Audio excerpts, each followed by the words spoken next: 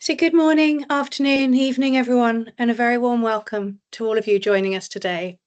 I'm Rachel Thompson, CEO of the Light Research Consortium. Thank you for joining us today on today's webinar, Advancing Gender Responsive Tuberculosis Prevention and Care, Results, Impact and Legacy of the Light Research Programme. We're very pleased to have such a diverse group of participants from across countries, sectors and disciplines. Tuberculosis remains one of the world's deadliest infectious diseases, despite being preventable and curable, and its impact is not equal. Gender, alongside poverty, stigma, geography, and other intersecting factors, continues to shape who is exposed, diagnosed, treated, and who ultimately survives. The Light Research Programme was designed to confront these inequities. It looked beyond clinical settings to the social norms, power structures, and lived experiences that influence access to care. The evidence is clear. These barriers are not fixed and they can be changed. Today, we celebrate the impact that Light has achieved. Light has generated rigorous evidence, elevated underrepresented voices, and demonstrated that gender-responsive, person-centered TB care is not only necessary, but practical, impactful, and sustainable. Over the next 90 minutes, researchers, policymakers, practitioners, and people with lived experience will share insights on a central question: how do we ensure that TB-responsive, gender-responsive TB care becomes standard practice, sustained, scaled, and accessible to all? We will also examine how to reach those facing the greatest and most complex barriers to care. First, we will share a short video providing an overview of our work. This will be followed by a more in-depth presentation of our findings and impact. We will then have a panel discussion chaired by Professor Chakaya from the Kenyan Respiratory Society. I urge you to engage actively throughout the session. Share your questions, your reflections, your perspectives in the Q&A. This is not only an opportunity to present findings, but to shape the future direction of this work together. Before we begin, I want to extend my sincere thanks to all of those that have contributed to the Light Programme, our partners, researchers, health workers, and above all, the communities whose experiences have guided this effort. Your leadership is at the heart of Light. So thank you once again for being here. Let's begin.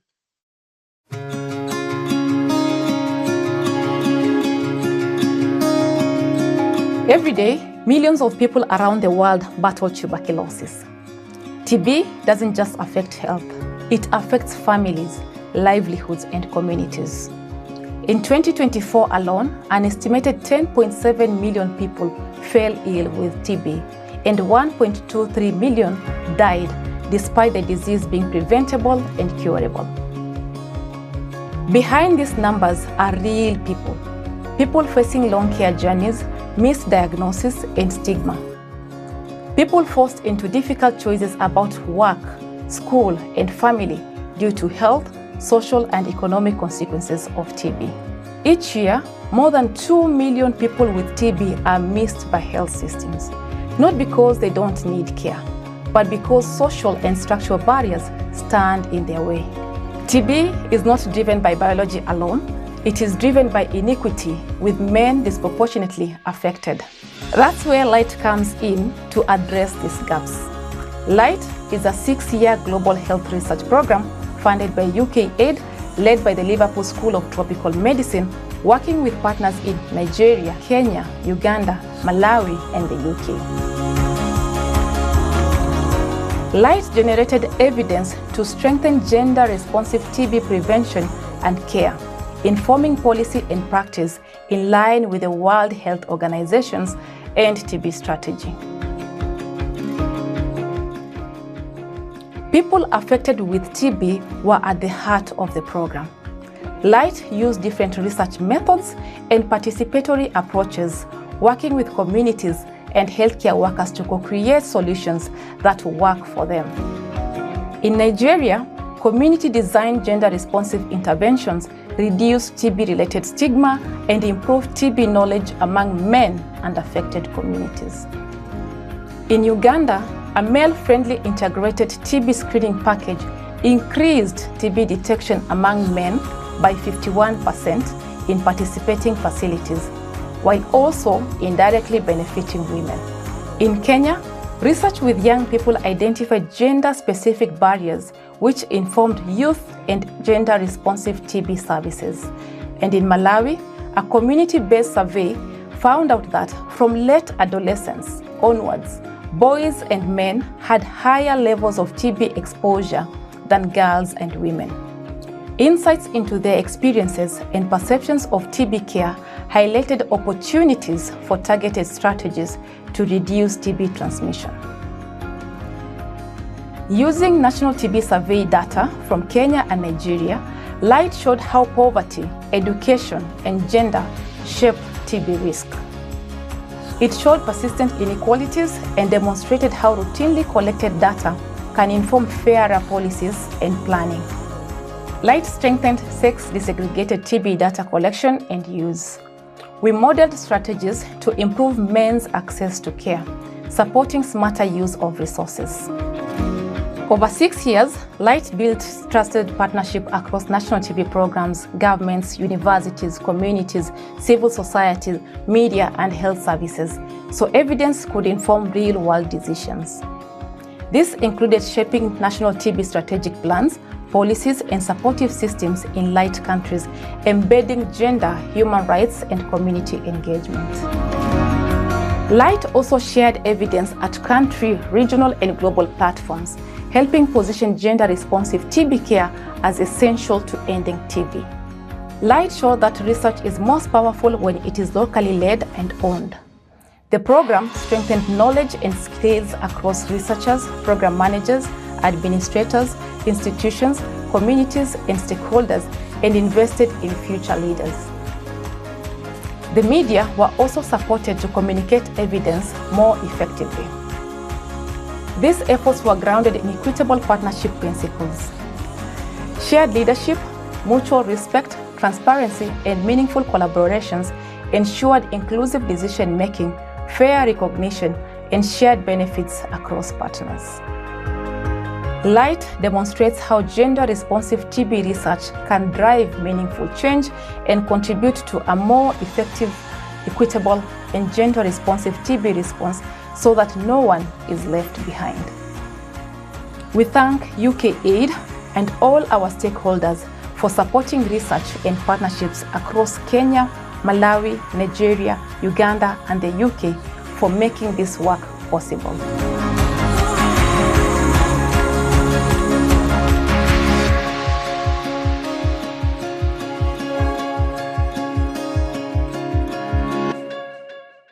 Thank you. I hope you enjoyed the video. We're now going to pass over to the presentation where you'll hear from two of our team who are going to present across the 4 countries. Hi everyone, my name is Taghreed Al-Haj and I'm the Knowledge Exchange and Impact Officer at Light. So as you have heard from Rachel, the aim of today's presentation is to highlight some of Light's findings, impact and legacy. In the next few slides, we will provide an overview of the main challenges that the Light Research Program aimed to address and why Light mattered. We will talk about how Light's work aligned with and contributed to the 3 core pillars of the WHO and TB strategy around person-centered care and prevention, bold policies and supportive systems, and research and innovation, while ensuring that our research is designed for real-world impact. We will also highlight Light's overall legacy. So what is the challenge that Light aimed to address? TB remains one of the world's deadliest infectious diseases. An estimated 10.7 million people developed TB in 2024, with about 1.2 million people dying from the disease. More than 2 million people with TB are still missed by health systems each year. TB outcomes are shaped by poverty, stigma, gender inequality, and weak health systems, with men facing a disproportionate burden of TB. Unfortunately, adolescents and young adults also face barriers often overlooked in TB policy and programming. And as you have seen from the video, LIGHT was designed to address gendered gaps in TB prevention and care, focusing on people most affected by TB. Again, as said, LIGHT was a 6-year global health research program funded by UK Aid and led by the Liverpool School of Tropical Medicine, working closely with partners in Kenya, Malawi, Nigeria, Uganda, and the UK. The main aim of the program was to generate practical evidence to strengthen gender-responsive, locally led, ethical and equitable TB prevention and care, and to ensure that this evidence generated is being used to inform policies and TB programs for real-world change. We did this by combining research, community and stakeholder engagement, and policy collaboration. The program was grounded in government leadership, community partnership, and a strong rights and equity base. In the next few slides, we will present how LIGHT's contribution to Pillar 1 and Pillar 3 fed into the impact under Pillar 2. So LIGHT contributed to Pillar 1 by placing TB-affected communities at the heart of research and intervention design, ensuring that they are real partners in shaping TB care, where services are more responsive to those who need it most. Using mixed methods research approach, we started by understanding the challenges that face people and communities affected by TB. Our findings from across countries showed that barriers to TB care are multi-layered, structural, and deeply gendered. Men often delay care due to work pressures, mobility, cost of care, masculine and social norms, long waiting times, and clinic hours that do not fit around their schedules and lived realities. TB infection diverges from late adolescence, with men and boys facing higher exposure to TB risk environment, including work and leisure environments where TB transmission is more likely. So they are also exposed up to 8 times higher risk factors compared to women, including smoking tobacco, alcohol use, and crowded or poorly ventilated environments. The uptake of TB prevention treatment was shaped by limited knowledge, fear of stigma, gender decision-making. For example, adolescents and women often needing permission or support, where men, on the other hand, prioritize work over prevention. Adolescents and young adults also face major losses across the TB care cascade alongside stigma, delayed diagnosis, emotional stress, financial strain, and treatment interruptions. Findings also showed that routine services often did not fit school, work, or family realities, particularly for adolescents and young adults. Barriers at the health system level included staff shortages, stockouts, weak referral systems, and limited diagnostics. Across countries, participatory research, including photo voice, captured lived experiences of TB, strengthening the case for gender-responsive, youth, and person-centered TB services. So the problem was not only people missing services, but services failing to fit around people's lives and realities. So LIGHT worked with TB-affected communities as meaningful engagement was central to LIGHT's approach. TB survivors, families, young people, and healthcare workers helped analyze barriers to TB care. In Kenya, for example, creative participatory methods such as River of Light and Stepping Stones helped young people map out their TB care journeys. Photo voice and community workshops turned lived experiences into recommendations for change. So LIGHT generated evidence with communities, not just about them.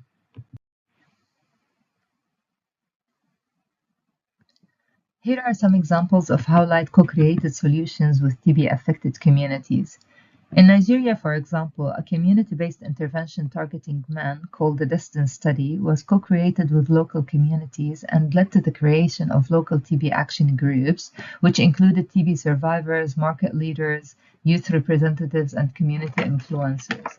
The intervention also included men-led awareness campaigns, which helped challenge stigma and enhance knowledge. It also included mobile digital chest X-ray screening, which was taken into male-dominated congregate spaces. In Uganda, the IGNITE study co-created a male-friendly TB intervention with input from TB survivors, healthcare workers, decision makers, and researchers to improve men's access to TB services. And in Kenya, youth-centered recommendations informed more flexible supportive services model. Healthcare workers shared with key stakeholders how person-centered TB care could be strengthened, and they developed and applied innovative approaches to better reach and retain underserved populations, including men and adolescents and young adults. Also in Malawi, young people affected by TB worked with stakeholders to prioritize recommendations for improving TB services for adolescents and young adults, fostering stakeholder buy-in for youth-responsive strategies, and helping bridge gaps between lived experiences and policy dialogues.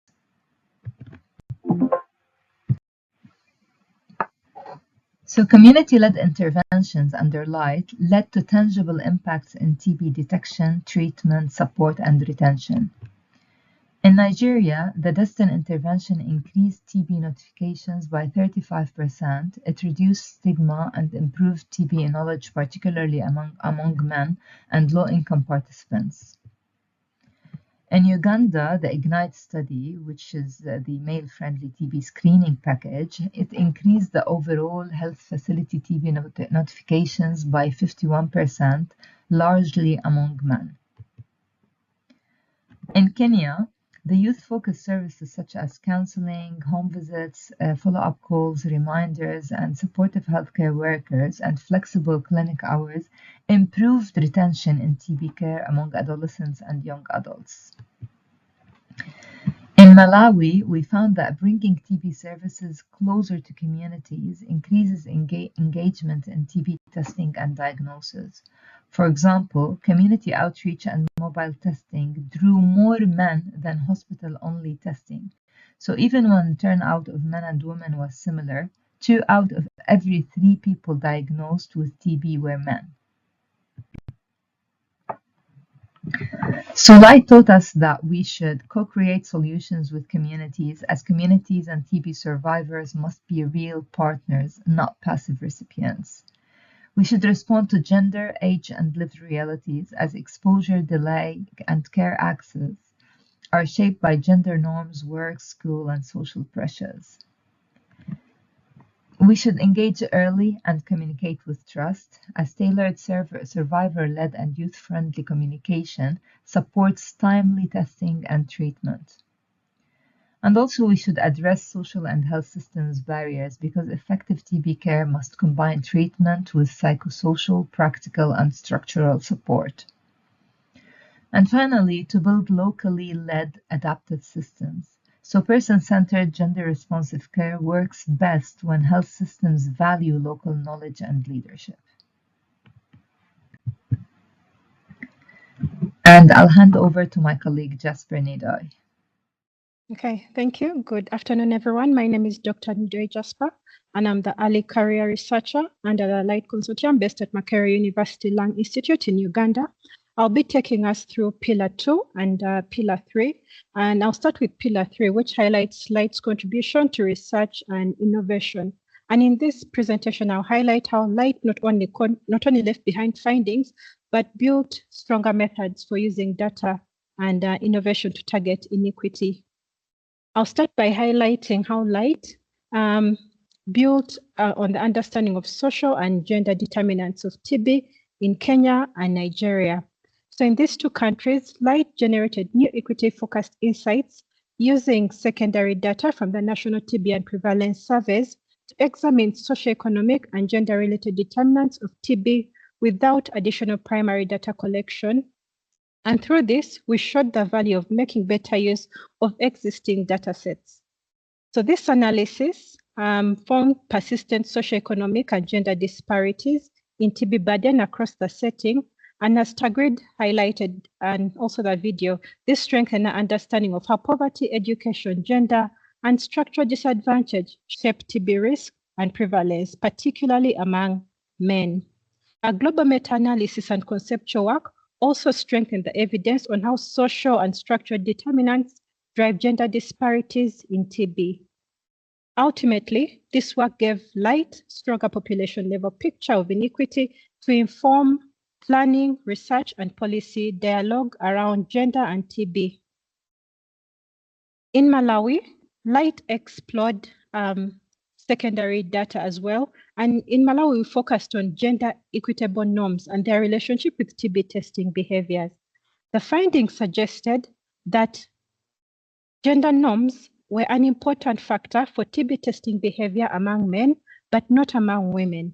This highlights the need to understand how gender norms, expectations, and power relations influence health-seeking behavior, suggesting that the TB programming needs to go beyond gender-responsive care to strategies that address gender norms. And this could involve gender transformative TB programming options. This work points to the potential value of gender transformative strategies, particularly for improving men's access to TB care. So the fourth study was a modeling study at a population level, and this looked at the impacts of gender responsive strategies in Kenya, Uganda, Nigeria, and Malawi. The study found that prioritizing men in TB programming could reduce overall TB incidence by 5 to 25% in 2030. Benefits would extend beyond men to women and children, showing that gender-responsive approaches improve outcomes across the whole population.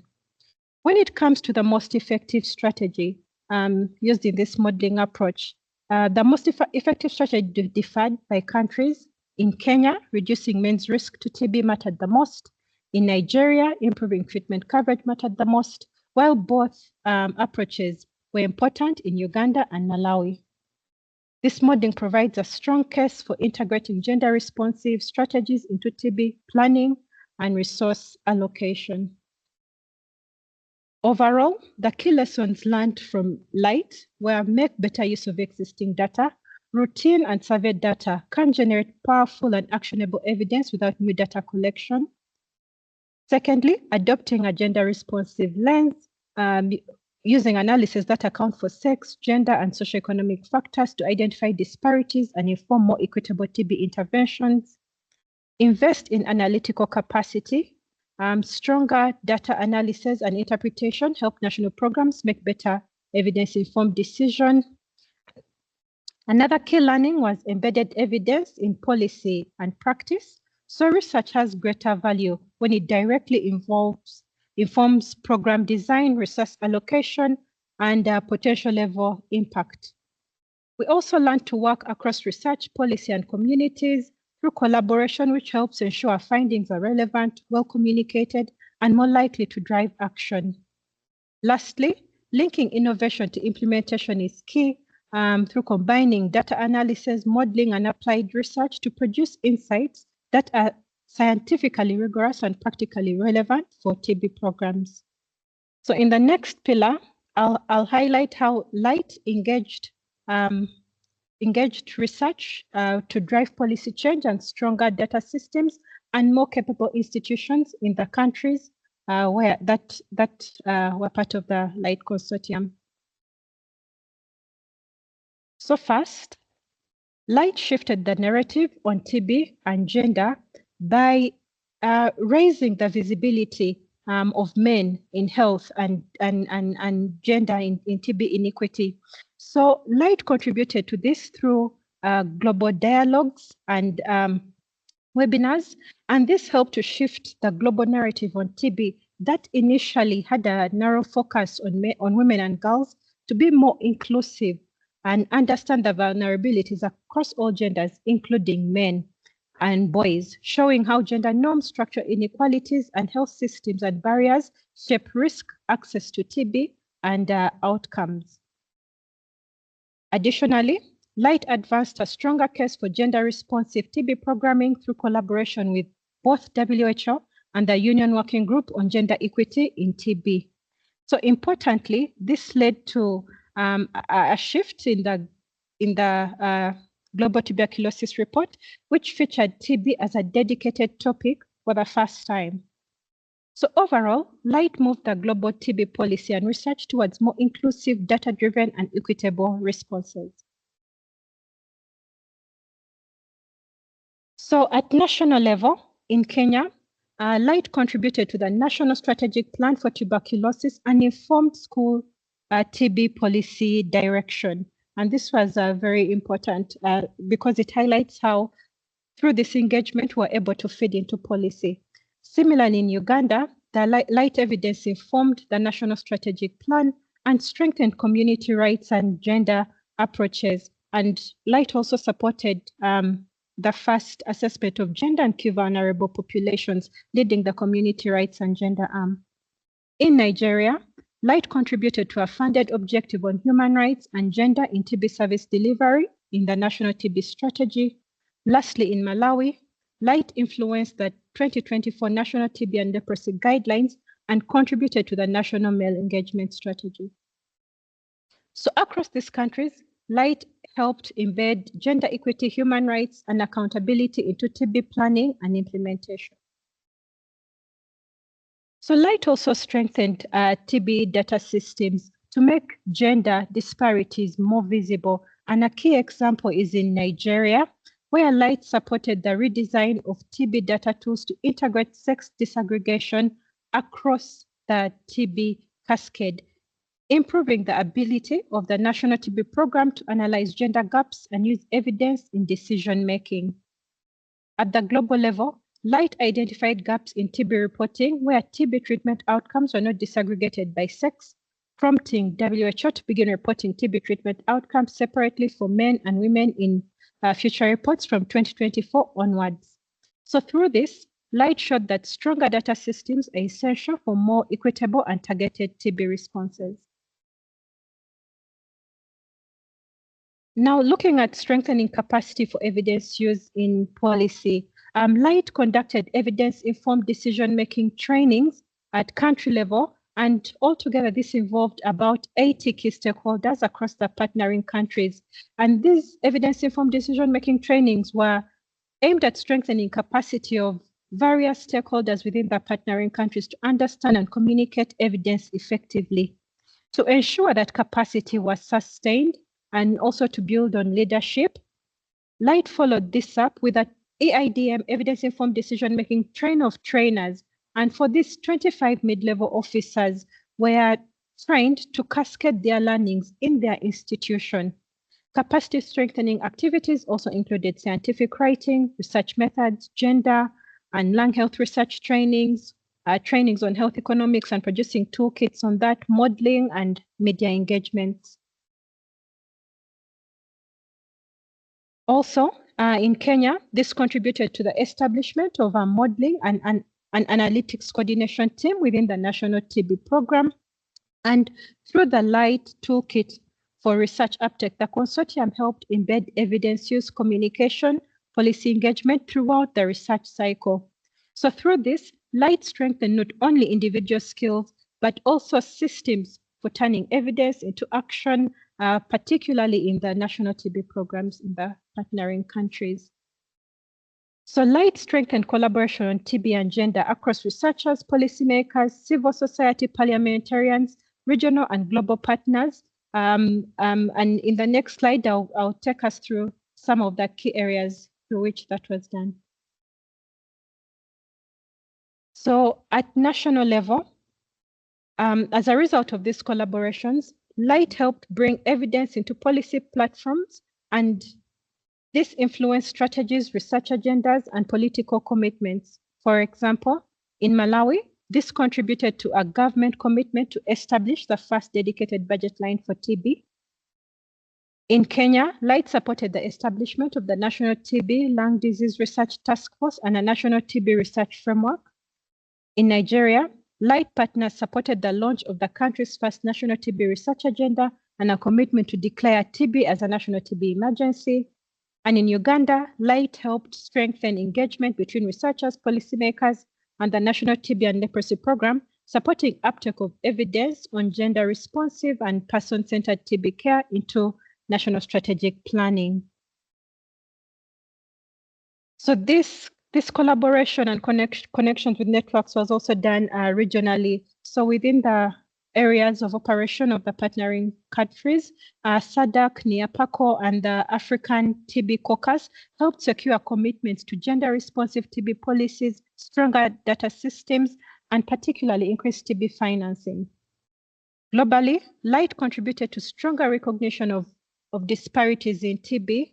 We know that in the 2008, the first high-level meeting political declaration, men were recognized as a key vulnerable population, but in the second, they actually called for action towards this. And this helped build international networks for gender-responsive and socially informed TB action. So key lessons learned where sustained and meaningful engagement with decision makers and affected communities drives policy change. Embedding capacity strengthening in national programs and institutions ensures local leadership and ownership, meaning that lasting community strengthening goes beyond individual capacity. Better data leads to better decisions through strengthened data systems, and this is essential to identify gaps, track progress, and target responses. Equitable partnerships, shared leadership, and transparent governance strengthen relevance, uptake, and sustainability. Lastly, regional and global platforms amplify influence as cross-country learnings help evidence travel further and shape wider policy agendas. With that, I'll hand over back to Tagrid to draw key highlights from all the three pillars. Thank you, Jasper. So to summarize, LIGHT's contribution to WHO TB strategy pillars included a legacy of person-centered design, policy influence, and the new evidence for gender-responsive TB action. LIGHT showed that TB services must be flexible, youth and gender-responsive, and rooted in community insights. Ending TB requires health systems that listen, adapt, and partner with the people they serve. So under Pillar 1, LIGHT strengthened the voice and agency of affected communities.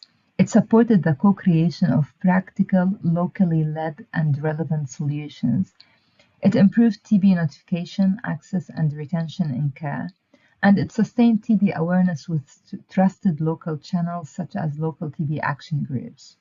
So the legacy here is stronger community partnerships and more responsive service models.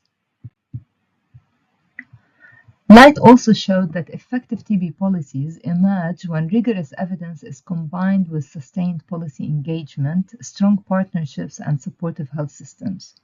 So under Pillar 2, LIGHT went beyond evidence generation to ensure that evidence was used to inform strategies, guidelines, policy dialogue, and shape monitoring and accountability. Also to strengthen data systems and evidence use, and to support more gender-responsive TB approaches through meaningful engagements with government, national TB programs, civil society, and global actors. So LIGHT helped bridge the gap between global TB commitments and country-level implementation, supporting more inclusive, equitable, accountable, and locally owned TB responses that can continue and evolve beyond the lifetime of the program. Under Pillar 3, LIGHT strengthened the evidence for more equitable TB responses by generating new evidence from existing data, maximizing the value of underused data. It produced behavioral and modeling insights using epidemiological analysis, behavioral research, and modeling. And it helped move evidence on TB and gender beyond just describing disparities towards understanding their drivers, again strengthening the case for gender-responsive TB care. So in conclusion, LIGHT leaves behind a change in the narrative of TB and gender to include men and boys, a newly generated evidence that bridges knowledge gaps on TB and gender, including effective gender-responsive approaches to end TB with clear relevance for policy and programming. It also leaves behind robust national policies and global guidelines on TB that include stronger systems, a strengthened capacity, enduring partnerships, and a more inclusive vision of TB prevention and care. And finally, As we cannot cover the enormous amount of LIGHT's work over the past 6 years in just a few slides, so we encourage you to visit our website to learn more about our research findings, impact, engagement, and capacity strengthening activities. So the website also have very useful resources, including toolkits and learning packages, booklets, research publications, infographics, videos, podcasts, and much more. Thank you so much. Thank you. And having had what outputs came out of the research program that was run by LIGHT, it's now time to hear what others feel about what we produce. So we have lined up for you a panel of individuals who run through the whole spectrum of people who had the disease, people who are healthcare providers, people who set up policy at the global level, and researchers. And we will hear over the coming few minutes their reflections on the work that was done by the LIGHT Consortium. We have a great panel lined up for you. I'm just going to go through the names and very briefly describe, or rather tell you a few things about each of the panelists that we have. This is Justin Nakawuki, who was a TB nurse, a healthcare provider in Mitiana General Hospital, and she participated in the, or he participated in the LIGHT Ignite study in Uganda. And then the next panelist is Obioma Chijoke Akaniro, who is the Deputy Director and Evaluation Manager at the National TB, Leprosy, and Borrelia Ulcer Control Program, Federal Ministry of Health in Nigeria. Then we have Monica Diaz, who is a cross-cutting lead, strategic leadership, and multi-sectoral engagement at the Department of HIV, Tuberculosis, Hepatitis, and STI. It's become a mouthful these days at the World Health Organization. And then we have Augustine Choko from the Malawi Liverpool Wellcome Research Program, who was a partner lead for LIGHT in Malawi. So a warm welcome to our panelists. And I am going to ask you, each of you should remember these two questions, because I'm going to ask you to respond to these two questions. And you only, unfortunately, have only 3 minutes each. So please make your responses as concise as possible. And may I urge all the people who are participating in this webinar today to remember that you can post your questions in the Q&A icon of this webinar. So, my two questions. What gives you confidence that gender-responsive TB care can move from innovation to routine standard practice? And the second one, if we were to pin you down and ask you what action is most critical to advance gender equitable access to TB care, especially for those facing overlapping vulnerabilities. Because Salim is not here, we are going to start with Monica from WHO. Thanks so much, Chakaya, for the kind introductions and warm greetings to all colleagues around the world. Thank you for this opportunity to speak at this panel. So let's go to your question, Shakaya, about the first one, about what gives confidence that gender-responsive TB care can move from innovation to standard practice.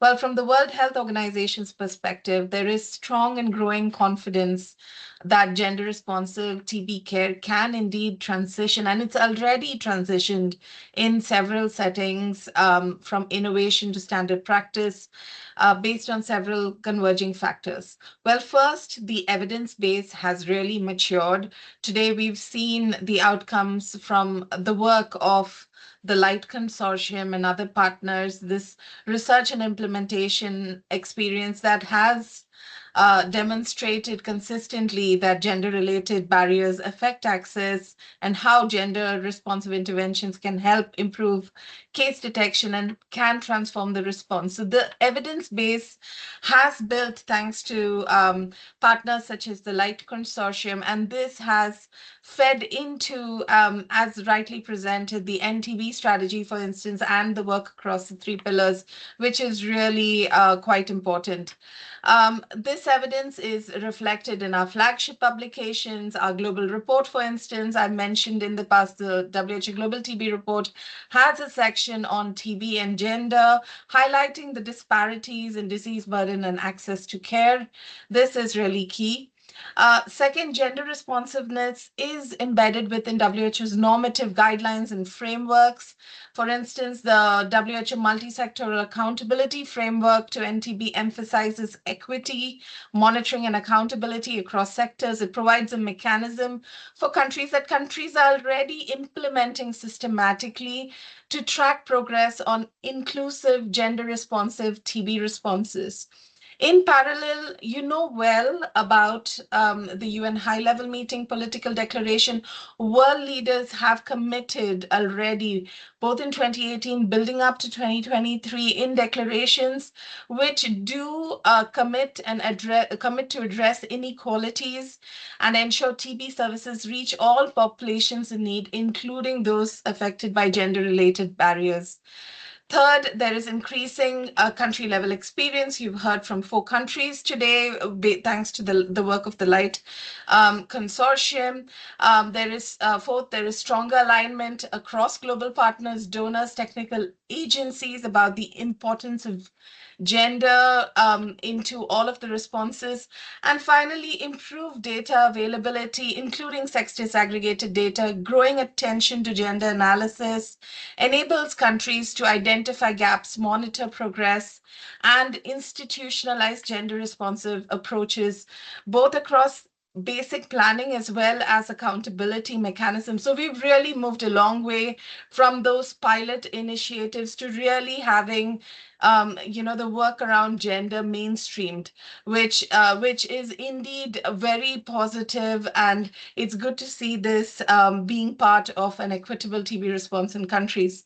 Now, for your second question about what one action is critical to advance gender equitable access to TB care, especially for those facing overlapping vulnerabilities. Now, here from our WHO perspective, I would say the single most critical action to advance gender equitable access to care is to really streamline gender responsive approaches within the national response across countries.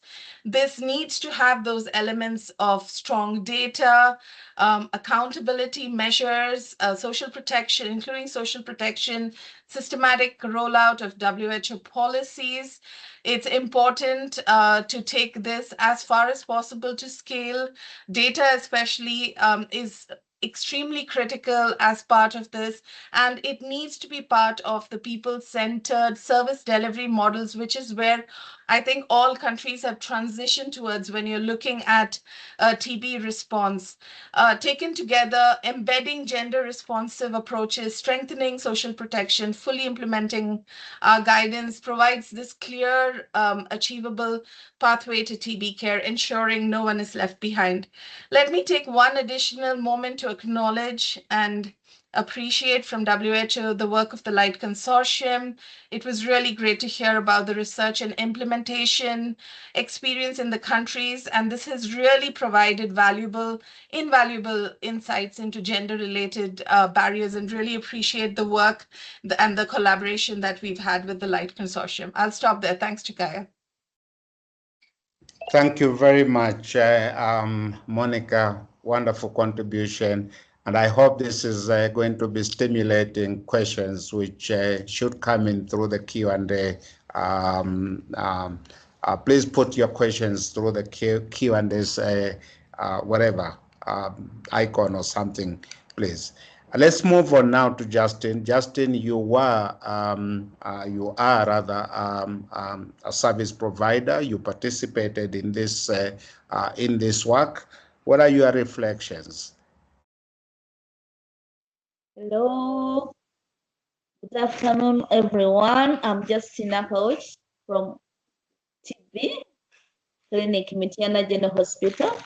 I've been working as a TB focal person during this project. I'm honored to welcome you all today.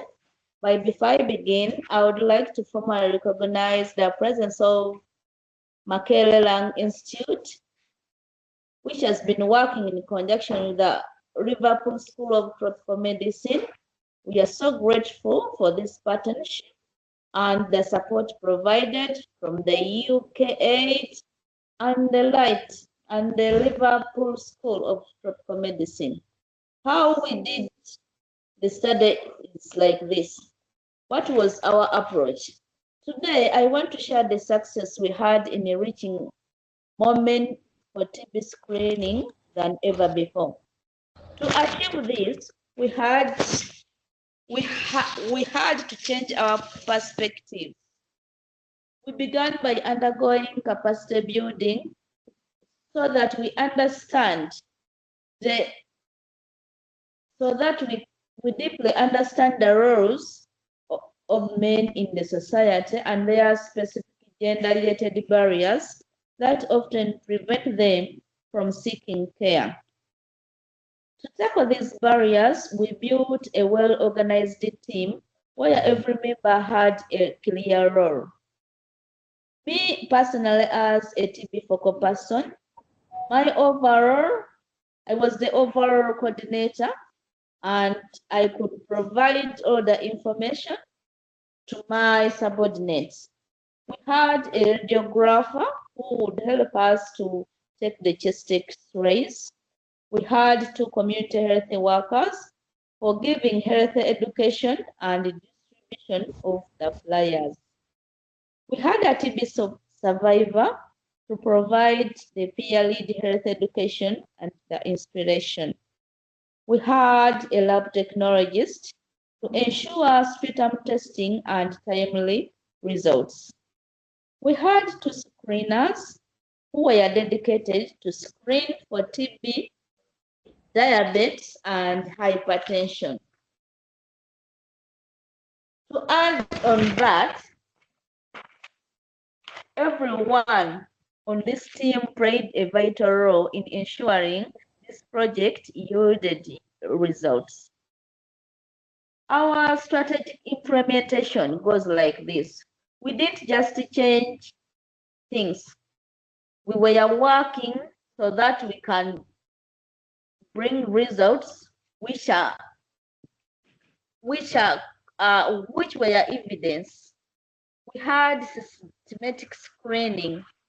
We used a TB screening stamp for every eligible person to ensure no one was missed. Our intention priority. We gave high priority to men, acknowledging that their gender roles often keep them away from clinics during standard hours. We increased the access. We extended our working hours from 8 a.m. to 6 p.m., allowing men to visit after their work daily. We also had a men's corner, whereby we introduced a dedicated space. We introduced a space where men could talk freely to fellow men about their health and find solutions together in a comfortable environment. When we look at our key achievements and results, the impact of these changes has been significant. During this period alone, our efforts led to the following results. We increased HIV screening, and we identified 102 men as newly tested positives, ensuring they can now access the life-saving care they need. We also screened the men with diabetes, whereby we identified the 2 men and 2 women with diabetes. And the hypertension, we identified 15 new cases, where men were 9 and 6 were women. And these numbers represent fathers, brothers, and workers who are now on the pathway to better health. In our conclusion, the results prove that gender-sensitive approach works, and I strongly request that our policymakers always consider the unique gender roles of men when drafting health policies. And when we make services accessible to men, the entire community benefits. Thank you so much. That's what I heard. Thank you, Justin. That's a wonderful narration of the work that you did in Uganda and the successes that you had there with people who came to you with various health problems. Let's move on now to Dr. Obioma to give us a perspective from a program implementer at the national level. Dr. Obioma, you have 3 minutes to tell us what your perspectives are. Thank you so much, Professor Chakai. And I want to really thank the Light Consortium for the opportunity for me to make some contribution to this. And really, I'm talking from the point of experience of someone who has implemented this. And if you ask me if it's going to move from innovation to lasting standard practices, I'll tell you that if you try it out, you would definitely not look back from it, because what's the questions, the answers for you is actually deeper than what you would expect. And I would say from the point of the visibility of a cascade, you know, the insinuations you make from data and having to go back to tweak whatever intervention you have as a program is very critical. It's actually very important. And having the Nigerian TB program have a visibility of our data from screening down to outcome and seeing it on the basis of male, female was actually very interesting for us, because at first we were like, okay, probably we just have more males, but answering from the point that we are even losing a lot more males at the cascade, at the beginning of the cascade, and losing the female at the middle of the cascade. So it meant that when we plot our treatment coverage, which this year, 2025 is 87%, people are clapping and like, wow, Nigeria, you've moved to 87%. That's amazing. But looking at that treatment coverage from the point of male and female, you see that we have the wider gap in the male.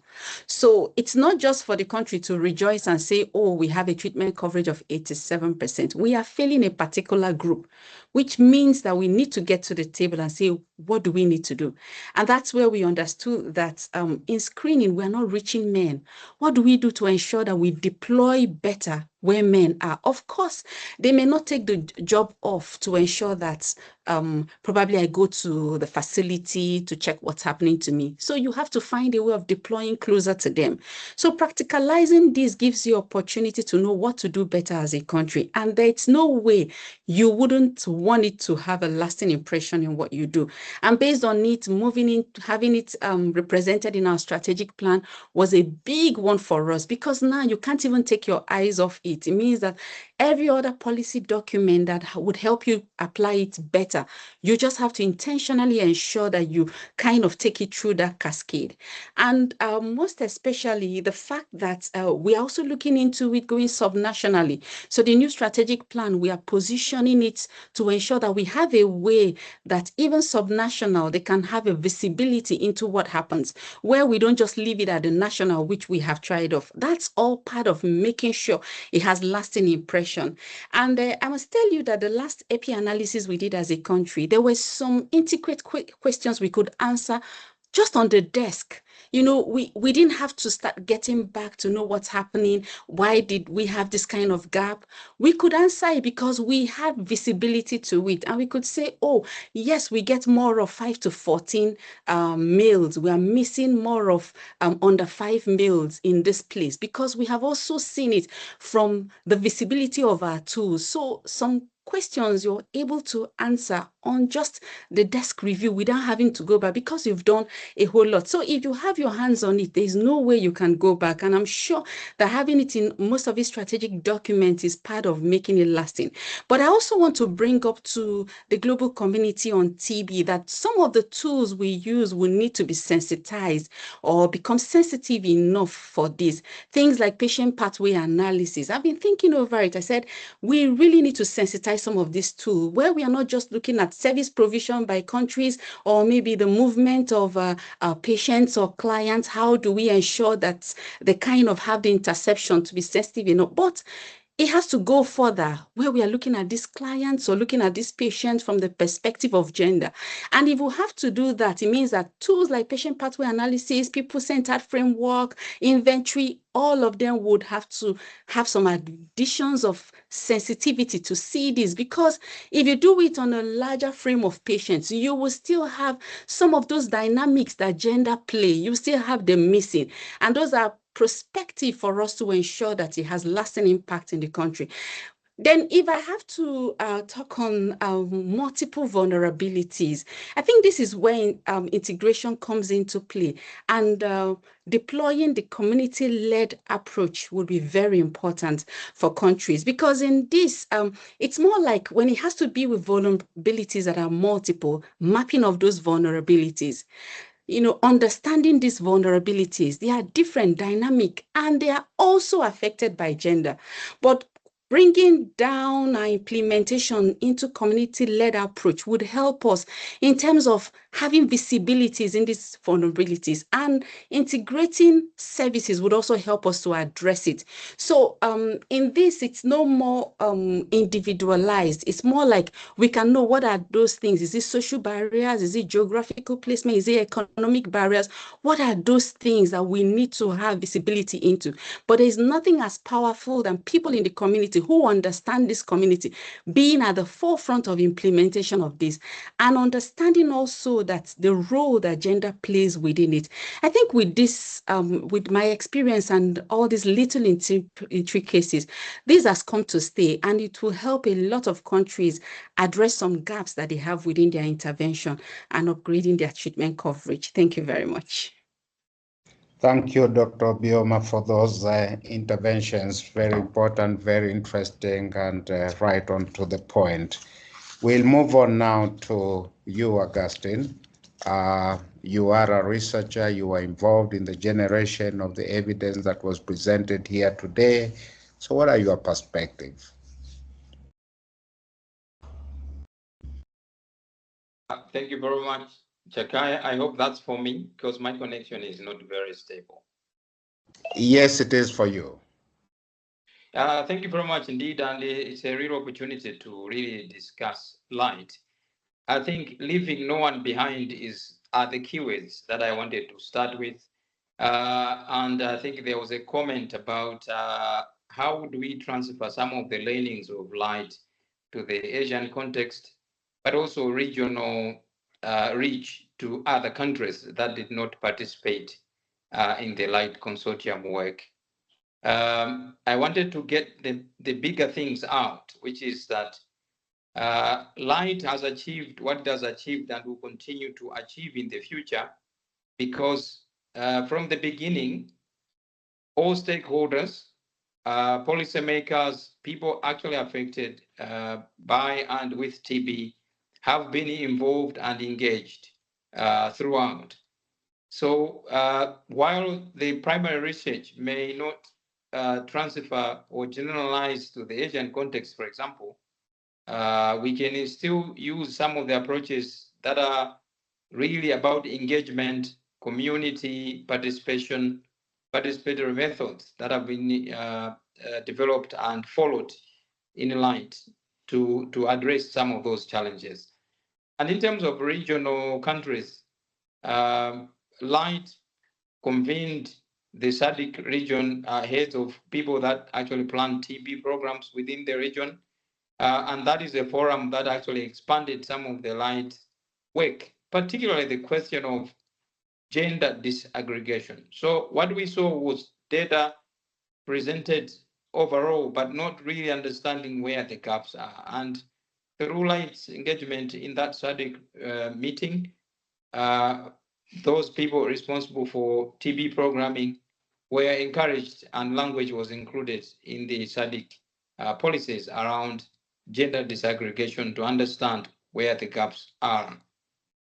But also on the question of innovation specifically that Chekaya, you asked. As a researcher, I work a lot in intervention research, and most of the interventions and strategies, no matter how good or effective they are, if you do not engage the stakeholders, the policymakers, all those type of interventions really do not make a difference where they are supposed to be making a difference. And the approach by Light has been to work side by side with the people who actually make the policies. And I think we've heard a lot of examples today of several documents where language has changed, where focus has changed, to particularly look at how can we focus on men, for example, in order to make a difference, not only to men themselves, but to women and children as well. So as a researcher, my own reflections of Light have been a really shining example of how to do research that can make an immediate difference by engagement, by involving all the key stakeholders that actually matter. Thank you, Chakai. You've heard from people who participated in this work, people who provided health, services, those who are policymakers right at the national level and at the global level. And it gives me confidence that, in fact, this work will move forward to become part and parcel of TB programming across the world. We will now move on to the next segment of the webinar, where you will hear from members of the Light Consortium as they share their own personal reflections on their journeys, highlighting their growth, their challenges, and their human connections that have shaped both the individual experiences and the collective impact that you had today. Thank you.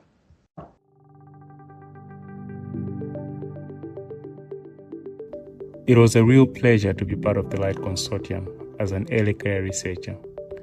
Light provided a space for everyone involved, but specifically for early career researchers to grow conceptually and technically while working on research directly relevant to TB policy at both national and international levels. Working with the Light Consortium team has been a truly transformational journey in my career in global health communications. As a multimedia communications and policy engagement specialist, I've had the joy of translating complex research into people-centered stories and visuals that connect evidence to policy and practice. Collaborating with a multidisciplinary and multi-country team from our partner countries has taught me to navigate diverse perspectives to communicate across cultures with purpose and creativity. Through my involvement with Light, I have learned that effective research communication goes far beyond dissemination. It ensures that research is understood and contextualized. I now approach every project with a research optic mindset, thinking from the very beginning about who needs to use the findings, what messages will resonate, and how best to engage those audiences. One of the most surprising and transformative skills I gained is the confidence and competence to serve as an anchor and host for university events. Before joining Light, I primarily worked behind the scenes. Light gave me the opportunity to enhance my public speaking, audience engagement, and presentation skills, enabling me to step forward as a representative voice for the university during important programs, workshops, and official gatherings. In Light, there has been a big focus on co-creation, where study populations are part of the entire process, from protocol development to analysis. This has been an eye-opener for me and has taught me a lot. These populations are not only passive consumers, but have a lot of knowledge to bring to the table. I may have been skeptical when we started the photo voice study, as I went into the process with a few stereotypes, one of them being the handout mentality. However, this was a learning process for me, as what happened was the opposite of my biased thinking. As a member of the Light Consortium, I have had the privilege of working alongside exceptionally gifted researchers, managers, communication specialists, finance and administrative professionals. Through these interactions, I have gained valuable experience in navigating diverse cultural contexts and learned how to achieve true synergy through co-creation and collaboration. These experiences have not only broadened my perspective, but have also made me a stronger professional and a more supportive colleague, enriched by the lessons I have gathered over the years. Being part of Light has profoundly shaped how I do research, engage stakeholders, and manage programs. Before joining, I often focused on data collection, analysis, and disseminating research through my peer-reviewed forum. Now, I give more consideration to uptake, reflecting on stakeholders' engagement, and how the research I do must be meaningful, usable, and responsive to gendered and socioeconomic realities.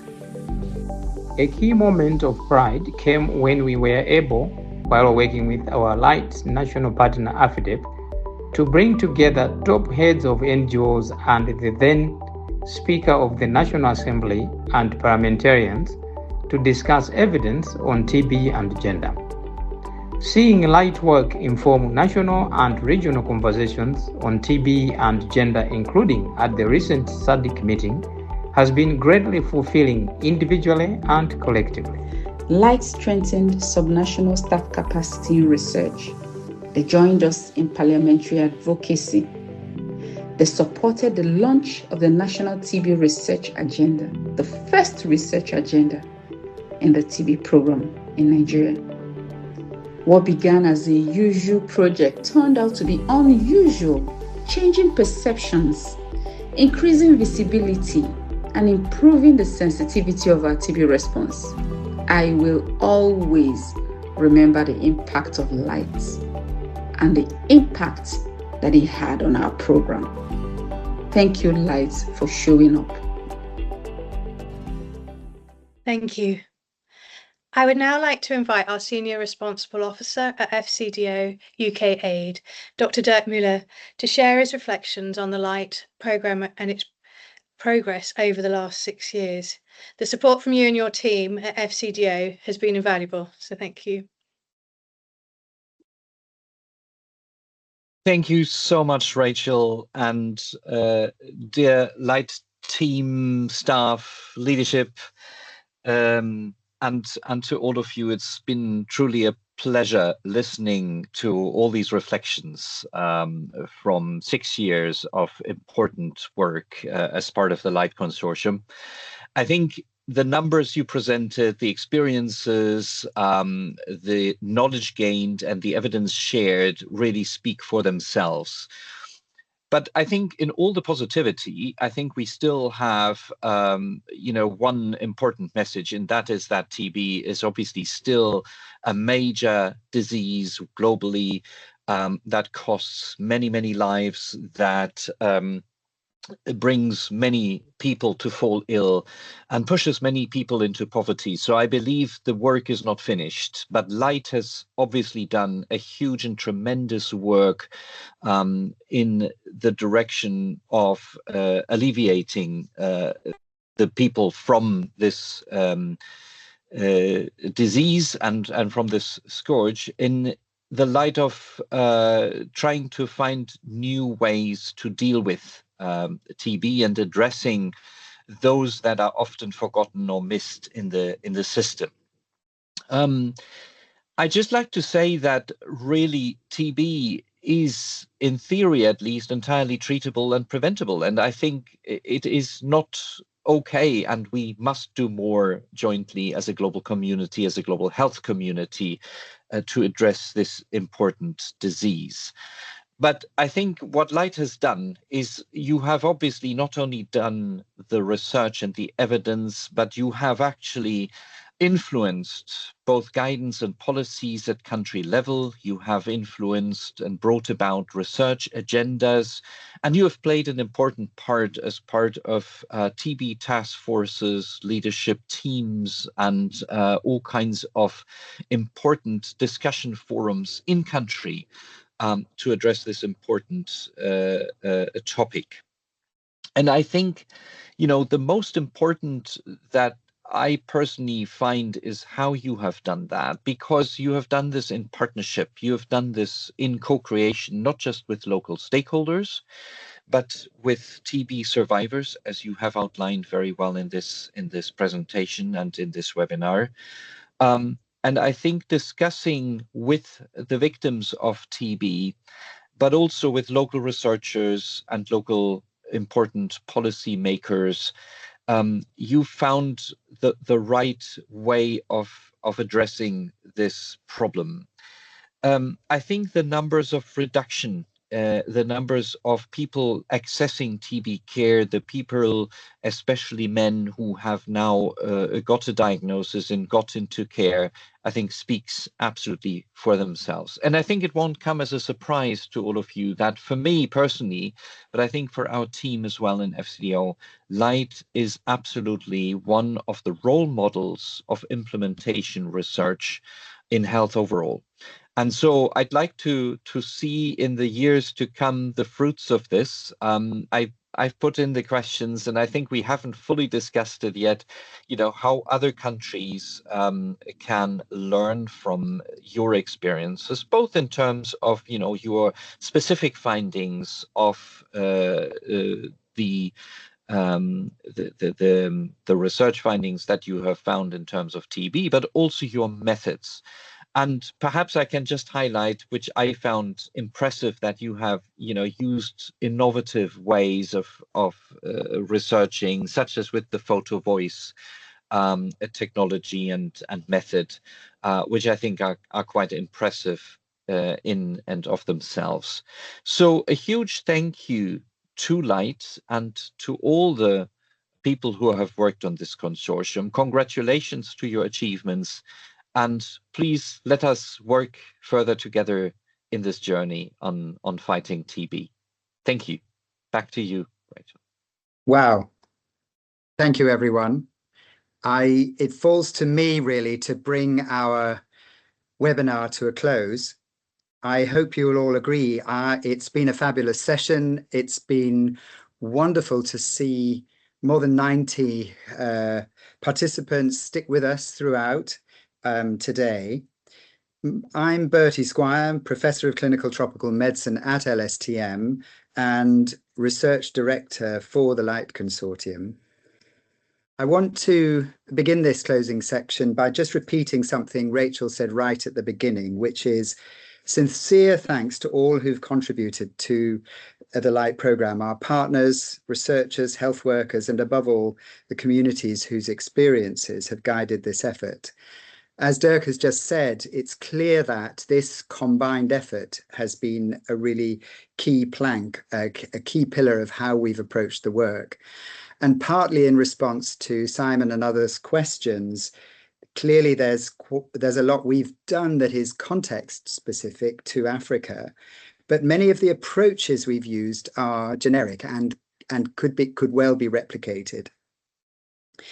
Second, thanks that I want to extend are really to all the speakers, participants, and organisers of today's webinar.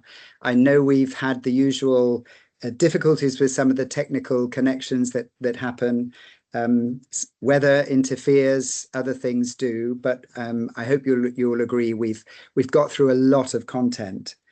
And if you did miss things, I want to just point out that you can still access Light resources on the website. The QR code was shared earlier in the programme, and If you search for light and LSTM together, you will get to those resources. Thirdly, a few key messages jumped out for me from today's discussion.